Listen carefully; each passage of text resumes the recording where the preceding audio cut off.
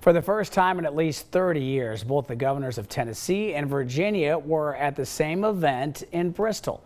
News Channel 11's Ansley Daniel was there and spoke to them not only about their collaboration, but also other topics impacting both states. Ansley?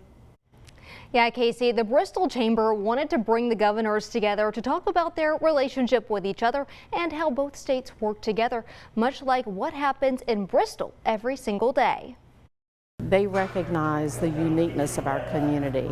They recognize that when someone's sitting in a restaurant on State Street in downtown Bristol, they may be looking across the street at someone sitting in a restaurant in another state. Leadership and collaboration was the theme of the Bristol Chamber's Hobnob on the State Line, something that was on full display well before Monday's occasion when Hurricane Helene hit. The perfect example is the evacuations at the Unicoi County Hospital, which were done in part by Virginia helicopters along with Tennessee National Guard and helicopters from our state, but Virginia was there first because their copters were able to get there and there was no hesitation. It's not just emergencies and disasters that bring the governors of the volunteer state and the Commonwealth together, but also nuclear energy. It is the collaboration between our states with the great footprints that they have in Oak Ridge, the great work they've been doing at Tennessee Valley Authority, and the work that we've been doing across Virginia, but particularly in Lynchburg, the home of the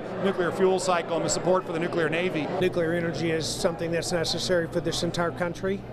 We have actually worked together to pull together users, power companies, work together with the federal government to advance this effort. The event was held at the Bristol train station where people hope to see passenger rail return. We've just gotten to Christiansburg, and once you're in Christiansburg, it opens up the next step to Bristol. There's a real economic assessment which is going on, which I think should probably prove out well. And just imagine if you could go from Bristol all the way up through and eventually get to Washington, D.C. That's not just passenger, but that's, of course, all the business traffic that can move up and down. Both Governor Lee and Youngkin will be leaving office after this term. Reinhardt says that they want to get the governors of the two states together again once the administrations change, and says it won't be another 30 years before this happens. Now, we also spoke with Governor Lee about sending National Guard troops to D.C. to help combat crime there and the possibility that the same thing could happen in Memphis. This is what he had to say about it. We have committed resources significantly to Memphis, as you know. Significant highway patrol resources, $150 million worth of violent crime intervention grant funds, working together with the Memphis Police Department. And we're seeing the crime rate drop there as well, so we're very encouraged where that's headed.